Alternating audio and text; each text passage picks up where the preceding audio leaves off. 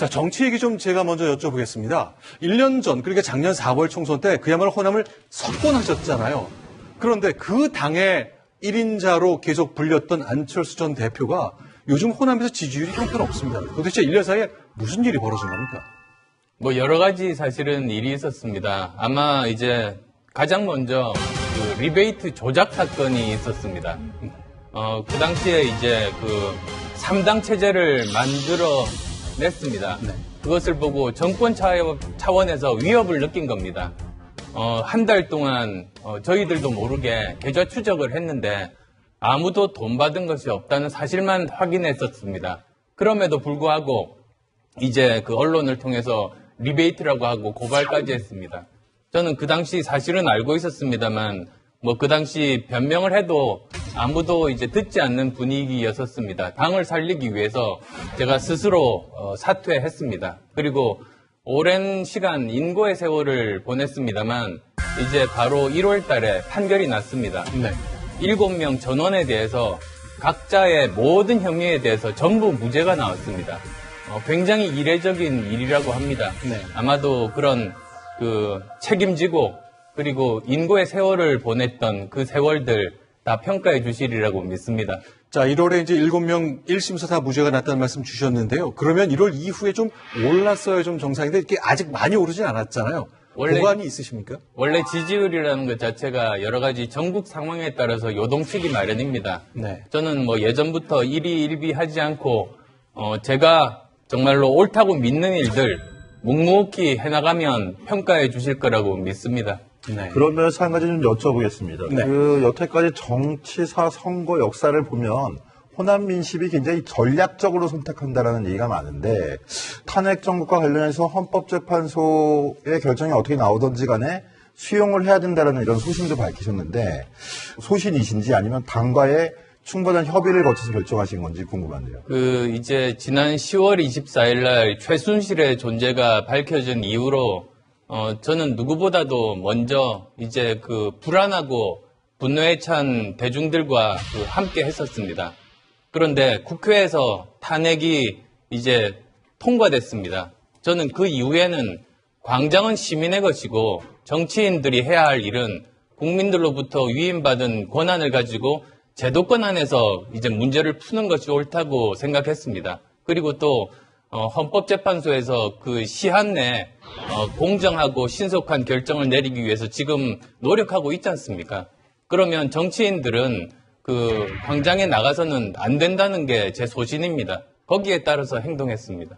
그런데 대부분의 정치인들은요, 안 대표님, 지금 이제 주요 야권 정치인들은 이제 광장으로 가거든요. 광장은 시민에게, 그리고 정치인은 국회에. 이것을 그분들은 이해를 못해서 그런 걸까? 왜 안 대표님과 그분들은 선택이 달랐다고 보시나요? 뭐 어쩌면 저 혼자 현역 의원이라서 그런지도 모르겠습니다. 그러니까 현재 근무지가 국회 안으로 되어 있는 유일한 야권의 주요 후보일 수 있으니까 그런 거겠군요. 네, 그런데 저는 제 소신이기도 합니다. 제도권 안에서 국민들로부터 위임받은 권한을 가지고 풀어야 되는 것 아니겠습니까? 제가 여쭤볼게요. 폴생, 폴사란 말이 있죠. 여기서 폴은 여론조사인 거 잘 알고 계실 거고요. 그런 말이 가장 잘 어울리는 사람이 안철수 전 대표라고 생각합니다. 본인이 저서에서도 썼지만 자고 나니까 세상이 바뀌어 있었다. 또 지지율이 깡패다 이런 말도 있죠. 특히 안철수 전 대표 같은 경우는 이런 2040의 청춘들과 굉장히 가까운 사람이었습니다. 청춘 콘서트로 떴고요.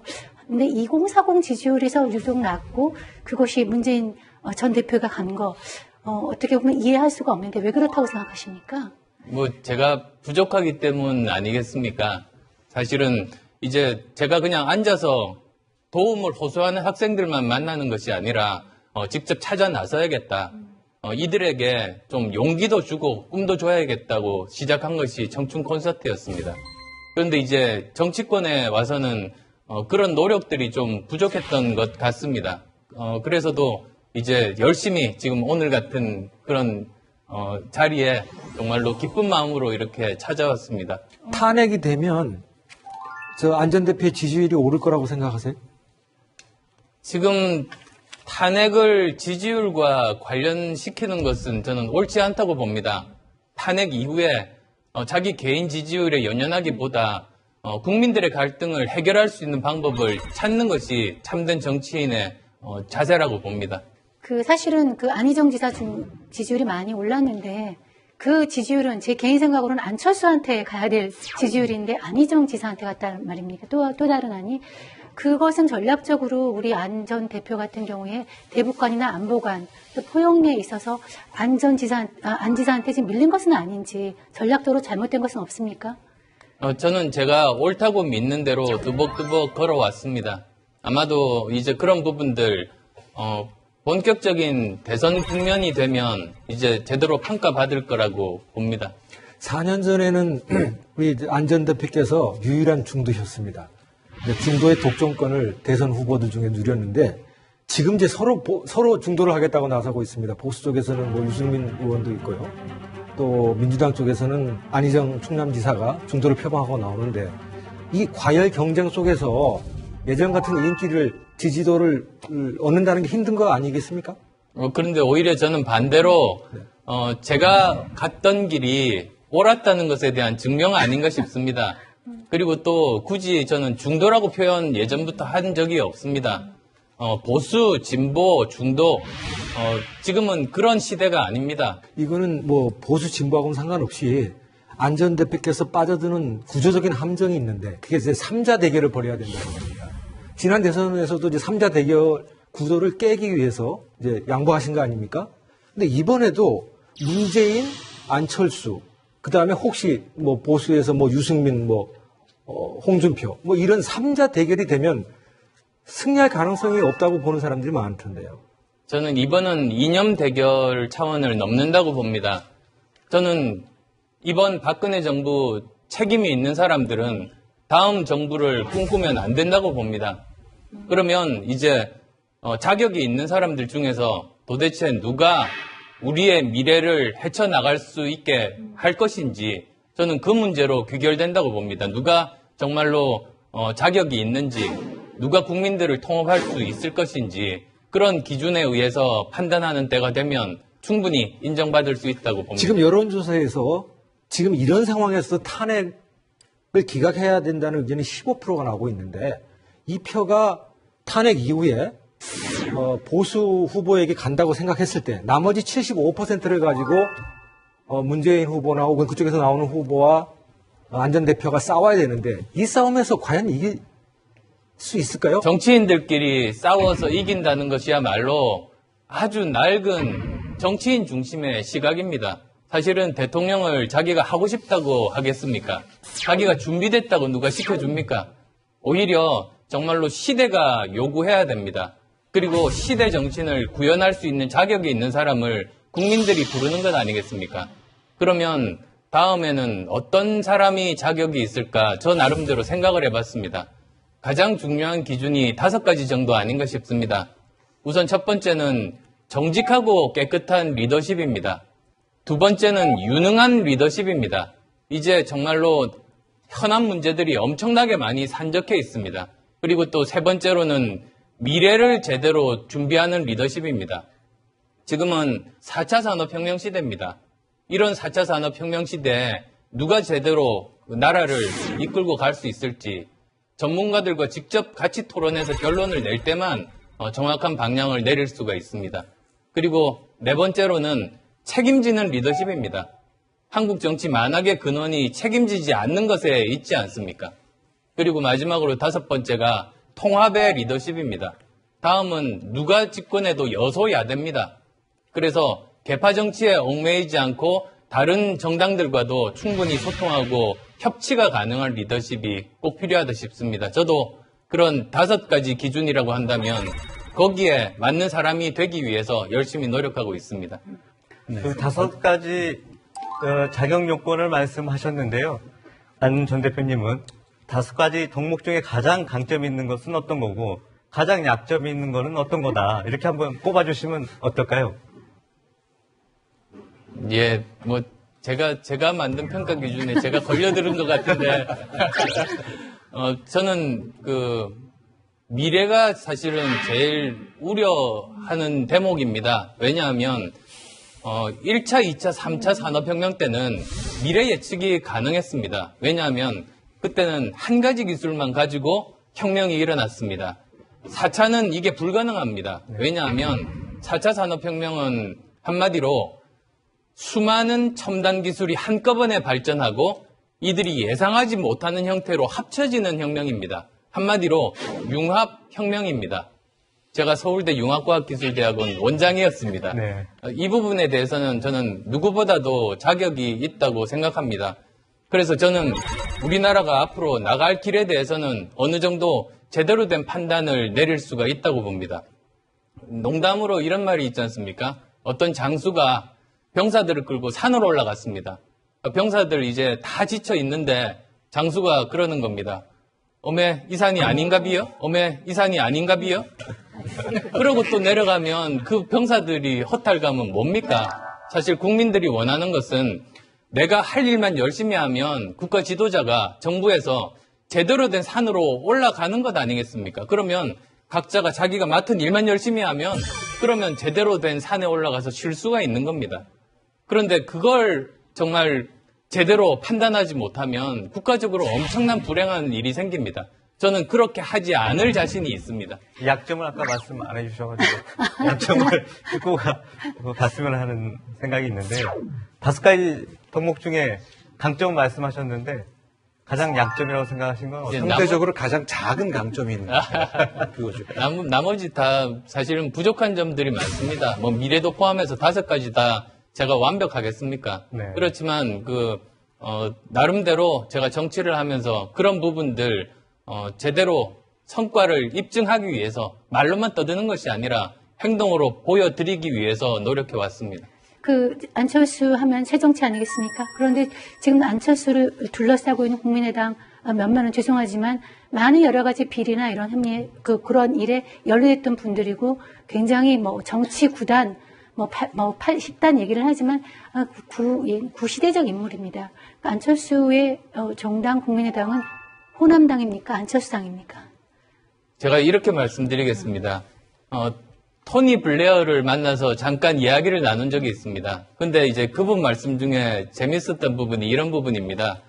처음 이제 영국의 총리가 됐을 때 인기는 하늘을 찔렀답니다. 그런데 뭘 판단하라고 가져오는데 자기가 아는 게 너무 없더랍니다. 누구한테 이렇게 표시는 안 내지만 이게 어떤 게 맞을지 너무나 혼자서 불안해했답니다. 잘못하면 국가가 손해를 보니까요.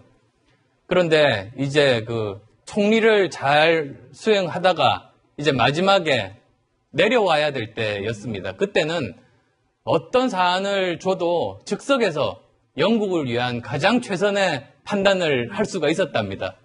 그런데 인기는 땅바닥이라 그냥 내려와야 됐답니다. 어쩌면 정치인의 숙명이 이런 지지도, 인기와 또는 이미지와 또 한편에서는 능력, 이 두 부분을 어떻게 조화롭게 가지고 자기가 뜻하는 일들을 관철해내고 국익에 도움이 될 것인가, 그 과정이 아닌가 싶습니다. 자, 이것 역시 안철수 대표께서 설명 책임을 좀 다 하셔야 될 것 같은데, 박근혜 대통령이 이제 비선을 두었다는 것 때문에 국민들한테 이제 지탄을 받았습니다. 예전에 이제 책이 나온 거 한 권을 보니까 지난번 대선 때 안철수 대표한테는 비선이 있었다. 그래서 회의한 결과가 서초동만 다녀오면 늘 바뀌더라. 이런 거를 가까웠던 분이 책으로 쓰셨더라고요. 이거 좀 설명 좀 부탁드리겠습니다. 예, 비선 없었습니다. 그리고 그 당시는 의사 결정 구조가 있었습니다. 네. 원래 위원장들끼리 이렇게 의사 결정을 하고 그 아래 이제 본부장이라든지 실장급들이 다 있었습니다. 네. 근데 제가 그만두는 과정에서 이제 대선 후보를 양보하는 과정에서 의사결정에 포함되지 않았던 사람 입장에서는 얼마나 놀랐겠습니까? 그리고 또 얼마나 섭섭했겠습니까? 아마 그런 표현이라고 봅니다. 그러니까 후보를 사퇴할 때뿐만 아니라 시종일관 그런 일이 있어서 기자들의 질문에 내가 답을 할 수 없었다 이런 대목이 글에 나오던데 그냥 오해라고 보면 되는 겁니까? 예, 얼마나 섭섭했겠습니까? 저도 네. 참 미안한 마음이 큽니다. 네. 근데 정치인이 되려면 자기를 지지해주는 세력이 의회에도 많아야 되는데요.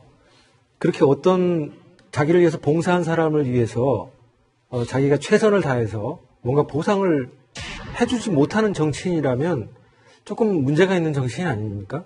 예, 그렇습니다. 맞습니다. 근데 이제 지금 이제 정치 이제 5년 정도 하면서 지금은 처음에 제가 정치했을 때와 비교하면 엄청나게 많은 한 정당을 이룰 만한 많은 인재들과 함께하고 있다는 말씀을 드립니다. 제가 어저께 다시 안철수의 생각을 읽었습니다. 읽으면서 느낀 거는 틀린 말이 하나도 없습니다. 제 문제의식이나 이런 건 똑같고. 근데 결국은 이제 그 사회 진단에 대한 생각도 옳고, 생각이 옳으면 이제 해법도 이제 제대로 제시를 하셨는데, 결국은 중요한 건 실행 아니겠습니까? 예.